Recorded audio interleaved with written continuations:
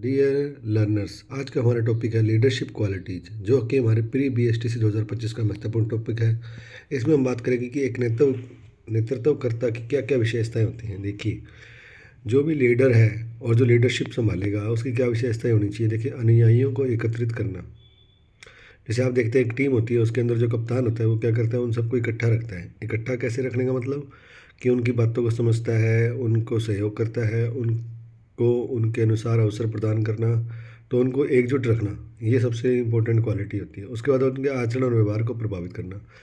आचरण और व्यवहार को किस तरह से प्रभावित किया जाता है। मान लीजिए जो लीडर है वो खुद ऐसा एक आचरण करेगा और वो अपने जो भी फॉलो करते हैं उन लोग उनको उनको प्रभावित करेगा कि आप भी ऐसा आचरण करें। उसके लिए उसके खुद का आचरण सबसे इम्पोर्टेंट होता है। उसके बाद है पारस्परिक संबंध। एक जो नेतृत्व करता है उसके और उसके अनुयायियों के मध्य जो संबंध है वो बहुत ही अच्छे होने चाहिए और इस प्रकार के संबंध होने चाहिए कि उसको जाकर वो कुछ भी कह सके और अपनी बात बता सके। उसके बाद हमें नेतृत्व के कार्य क्या होते हैं। सबसे पहले होते हैं लक्ष्य निर्धारित करना, कि अब हमने कौन सा लक्ष्य प्राप्त करना है, उनका एक डाटा तैयार करना भी ये हमारे लक्ष्य हैं। उस लक्ष्य को प्राप्त करने के लिए दूसरा कार्य होता है योजना का निर्माण करना।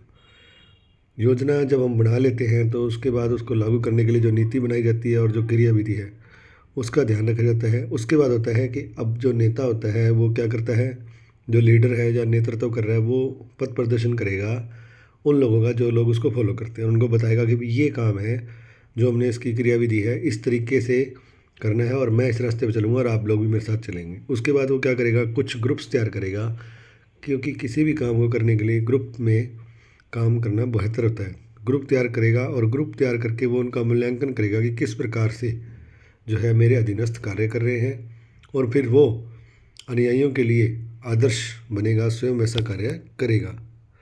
उसके बाद है हम बात करें कि एक नेता के कार्य क्या होने चाहिए। नेता के अंदर क्या होना चाहिए, अधीनस्थों की भावना और समस्याओं को समझना। एक नेता के अंदर जो उसके अंडर में काम कर रहे हैं उसकी भावना और समस्या को समझना सबसे ज़रूरी है। उसके बाद है सहयोग प्राप्त करना, उनसे सहयोग प्राप्त करना कि किस तरीके से उनसे काम ले सकते हैं, किसके अंदर कौन सी एबिलिटी है। जैसे कि आप क्रिकेट टीम के अंदर एक रोहित शर्मा मान लीजिए बहुत अच्छे कप्तान हैं, तो वो क्या कर रहे हैं कि उनको पता है कि कौन से बॉलर से कब ओवर कराना है, कौन से बैट्समैन को कब मौका देना है। तो इस तरह से क्या है कि सहयोग प्राप्त करने का अलग अलग तरीका होता है। उसके बाद है समन्वय और निर्देशन, सबको एक साथ लेकर चलना, उनको डायरेक्शन देना कि आपको इस तरीके से कार्य करना है। नेक्स्ट हमारा पॉइंट है अनुशासन। एक नेतृत्वकर्ता का होता है कि अनुशासन बनाए रखना, क्योंकि अनुशासनहीनता हो गई तो फिर नेतृत्वकर्ता का नेतृत्व कमज़ोर पड़ जाता है। उसके बाद है प्रभावी संप्रेषण। प्रभावी संप्रेषण का मतलब होता है कि अपनी बात को प्रभावशाली ढंग से सामने वाले तक पहुंचाना और उसके मन को प्रभावित करना। उसके बाद एक नेता का कार्य होता है आदेश देना, क्योंकि जब तक वो आदेश नहीं देगा तब तक कार्य नहीं होंगे। और संगठन के प्रति निष्ठा और शक्ति का प्रयोग। नेतृत्व के अंदर शक्ति होती है और शक्ति का प्रयोग करके ही एक नेतृत्वकर्ता अपनी बात मनवा सकता है। उसके बाद है उच्च मनोबल का विकास। लीडरशिप क्वालिटी सबसे इंपॉर्टेंट होता है उच्च मनोबल। जो भी लोग कार्य कर रहे हैं उनका मनोबल हमेशा उच्च होना चाहिए।